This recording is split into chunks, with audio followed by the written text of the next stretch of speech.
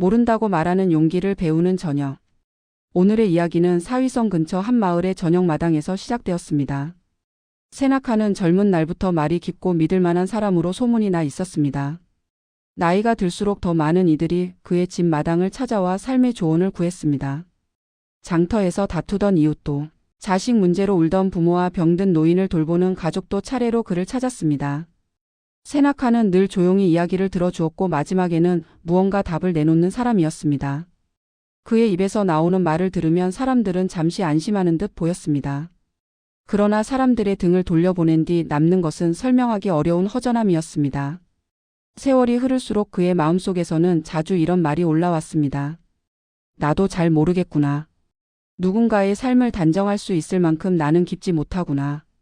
그럼에도 입술 위에서는 다른 말이 먼저 흘러나왔습니다. 내가 보기에는 이렇게 하는 것이 좋을 듯하오. 그대는 저 길을 택하는 편이 나을 것이오. 그는 마음속 떨림을 감춘 채 아는 척 말을 이어가는 버릇을 버리지 못했습니다. 어느 날 저녁 해가 기울 무렵 한 젊은 남자가 찾아왔습니다. 남자는 아버지의 병과 집안의 빚 이야기를 늘어놓으며 떨리는 목소리로 물었습니다. 저는 무엇을 먼저 붙잡아야 할지 모르겠습니다. 어떻게 해야 합니까? 세나카는 가슴이 무거워지는 것을 느꼈습니다. 정작 자신의 마음에는 뚜렷한 답이 떠오르지 않았기 때문입니다.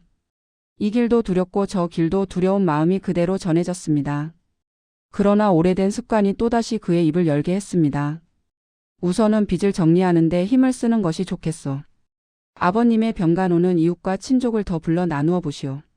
젊은 남자는 고개를 숙여 인사하고 돌아갔습니다. 남은 마당에는 금방이라도 금이 갈 것 같은 고요만이 내려앉았습니다. 세나카는 한숨을 내쉬며 스스로에게 물었습니다. 방금 전의 말들이 정말 저 사람에게 건넨 물이었는가? 아니면 물 한 방울 없는 빈 두레박 소리였는가? 그 생각이 떠오르자 가슴 한복판이 서늘하게 비어오는 느낌이 들었습니다. 그날 밤 그는 부처님이 계신 동산으로 향했습니다. 별빛이 흙길 위에 번지고 나무 냄새가 은은한 길이었습니다. 길을 걸을수록 오늘 하루에 했던 말들이 하나씩 떠올랐습니다. 세나카가 절을 올리자 부처님이 그를 바라보며 물었습니다.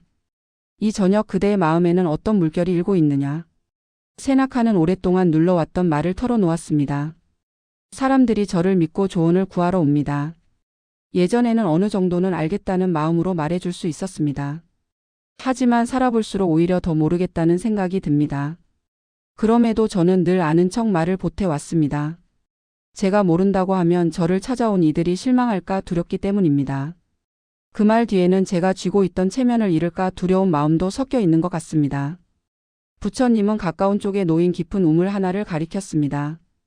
우물 안에는 잔잔한 물빛이 비치고 윗부분 돌틈에는 물기가 닿지 않은 마른 자리가 보였습니다. 부처님이 조용히 말씀하셨습니다. 현명한 우물은 자기 깊이를 안다. 물이 닿지 않는 곳에는 통 속을 비워둔다.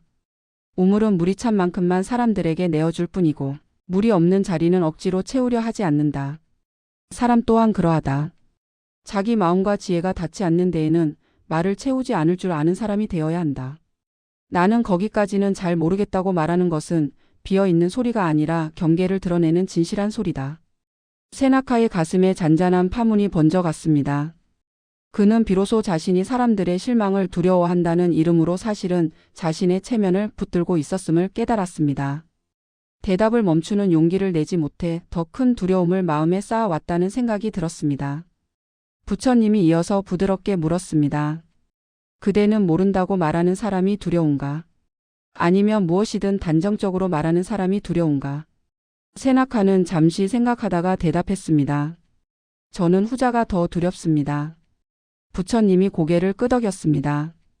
거짓으로 채운 말은 잠시 기대를 붙들어 두지만 결국 길을 잃게 할 수 있다. 반대로 모른다고 말하는 진실함은 처음에는 기대를 내려놓게 하지만 그 자리에서 함께 다른 길을 찾을 수 있게 한다. 그대가 모른다고 말할 때 사람들은 저 사람은 아는 것만 말하는구나 하고 느낄 것이다. 그 말은 그대를 향한 신뢰를 허무는 대신 더 깊게 만드는 씨앗이 된다. 다음 날 저녁 또 다른 이웃이 세나카를 찾아왔습니다. 자식의 앞날을 두고 고민하던 아버지였습니다. 긴 이야기를 쏟아낸 뒤 아버지는 마지막으로 물었습니다. 어떻게 하는 것이 좋겠습니까? 세나카는 어젯밤 바라보았던 우물의 마른 자리와 깊은 물빛을 함께 떠올렸습니다. 그는 천천히 입을 열었습니다. 이 일에 대해서는 나도 쉽게 답을 내리기 어렵습니다. 내 마음이 닿지 않는 자리가 분명히 있습니다. 다만 그대의 두려움과 사랑은 깊이 느껴집니다. 함께 더 듣고 더 물으면서 길을 찾아보면 좋겠습니다. 아버지는 한참을 말없이 앉아 있다가 조용히 말했습니다. 모른다고 말해 주시니 이상하게 숨이 놓입니다.